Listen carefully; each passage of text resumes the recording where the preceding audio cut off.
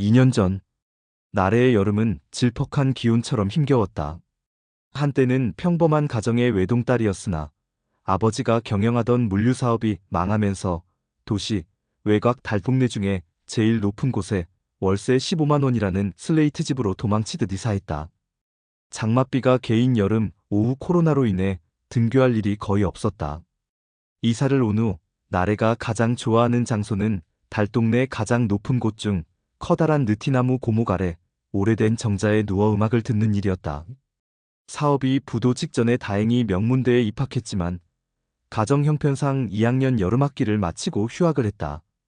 대학 입학 후 가세가 점점 기울었으나 나래 아빠는 사채까지 끌어다 쓰며 끝까지 버티려고 안간힘을 버티며 나래를 뒷바라지하려 했다. 휴학하고부터 달동네 작은 도서관을 제 집처럼 들락날락하는 게 유일한 취미이자 생활이 되었고 그 근처 느티나무에서 바람 쐬는 것을 좋아했다. 처음부터 도서관 근처 느티나무 정자를 아지트처럼 좋아하지는 않았다. 압구정 80평 아파트가 빨간 딱지가 붙이고 경매로 넘어가고 나서 간신히 낙찰자에게 이사비용 500만 원을 받아 달동네로 오게 되었다. 아파트가 압류당하고 채권단에게 붉은 딱지가 붙던 날 마침 학교에서 돌아온 날에는 자신의 방에 있는 노트북에 붙은 붉은 딱지를 떼어달라며 울면서 사정사정하여 압류만은 모면했다. 17층 엘리베이터에서 내린 날에는 아파트 문이 열려 있고 엄마가 문 앞에서 넋이 빠진 사람처럼 새하얀 얼굴을 하고 벽에 기대서 있었고 검은 복장의 건장한 남자들이 돈이 될 만한 가전제품에 붉은 딱지를 붙이며 목록을 쳤고 있었다. 엄마, 무슨 일이야? 직감적으로 법원 압류 절차라는 것을 알아차린 날에는 신발도 벗을 경황도 없이 집 안으로 뛰어들었고 자신의 방에 들어가 구석구석 살펴보다가 책상 위 붉은 딱지가 붙은 노트북을 가슴에 끌어안았다. 아저씨, 이것만은 안 돼요. 이거 딱지 좀 떼어주세요. 제발요. 나래는 울고 불며 검은 사내 중 책임자로 보이는 사람에게 다가가 발을 동동 굴렀다. 학생, 이거 나도 붙이고 싶어서 붙이는 게 아닙니다. 다 규정상. 그러니까 부탁하는 거 아니에요. 제발요. 그 모습을 문 밖에서 보고 있던 엄마는 눈물을 흘리며 아무 저항도 못하고 책임자로 보이는 사내를 응시하고 있었다. 한참 엄마와 나래를 응시하던 사내는 아랫사람으로 보이는 사람에게 명령하듯 의조렸다. 이 노트북 사진 찍은 거 삭제해. 딱지도 떼어 침대에 붙여. 검은 슈트를 입은 키가 큰 젊은 사내는 나래의 가슴에 있는 노트북을 건네받아 39번 번호가 표기된 붉은 딱지를 떼고 나서 노트북을 돌려주었다. 덜덜 떨리는 손으로 노트북을 돌려받은 나래는 개미 소리만큼 작은 소리로 울먹이며 의조렸다. 고맙습니다.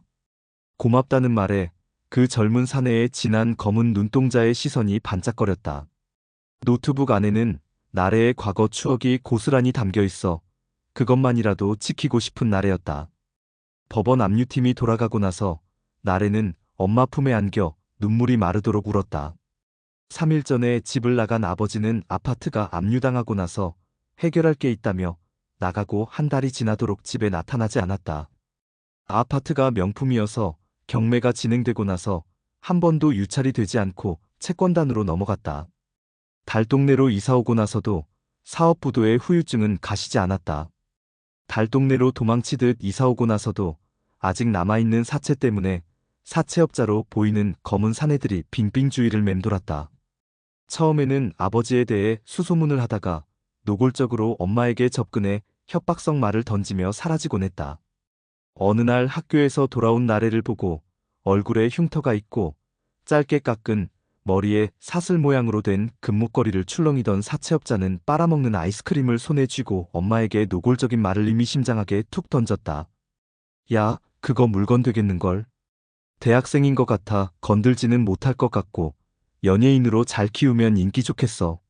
내 아빠 덕택에 이만큼 컸으니까 대신 갚을 의무도 있는 거야. 자그마치 30억이라고 30억. 사채업자들이 말하는 연예인의 의미는 대중적인 연예인이 아니라 술집이나 유흥업소 접대를 말하는 뜻이라는 것을 대번 알 수 있었다. 예전에 사채업자가 한바탕 뒤집어 놓아 나래가 신고했었고 경찰이 출동해 옥신각신 벌어진 일 이후 지나친 폭력은 행사하지 않았다. 엄마는 독이 찬 눈빛으로 사내를 응시할 뿐 아무런 저항도 하지 못하고 대문 안으로 들어와 문을 잠그고 한참을 울먹였다. 엄마, 우리 아무도 모르는 시골로 내려가는 게 어때? 울음을 곱씹던 엄마는 나래를 끌어안고 속삭였다. 어디 간들 저 짐승 같은 놈들이 또 못 찾아내겠냐? 어디 간들 마찬가지야? 엄마는 나래를 이끌고 나무 마루에 걸터 앉아 먼 하늘을 바라보았다. 나래야, 오랜만에 외식할까? 그동안 공공근로사업 나간 거 급여받았거든. 엄마는 달동네 동사무소에서 모집하는 공공근로를 근근히 다녔다. 동네 앞 공터에서 꽃을 심고 풀을 뽑는 일을 가끔 지나치며 먼 발치에서 힐긋 보면서 가슴이 아파 모자를 푹 눌러 쓰고 빙 돌아다녔던 일도 많았던 날이었다. 응, 너 좋아하는 굴짬뽕 어때? 미안해 엄마. 내가 빨리 취직해서 엄마 호강시켜줄게. 아버지가 없는 나래의 유일한 낙은 아직 따뜻한 엄마와 소소한 행복을 즐기는 것이었다. 나래는 대학을 휴학했지만 등록금이 저렴한 사이버 대학에 입학하여 사회복지과 학점은행을 수강하고 있었다. 다행인 것은 불경기인 요즘 엄마의 공공근로사업이 끊이지 않고 일이 있었다. 엄마가 일을 나간 후 나래는 유일하게 와이파이가 잘 터지는 느티나무 정자에서 사이버 강의를 들었다. 언덕 위 통신기지국 탑이 있어 가능한 일이었다.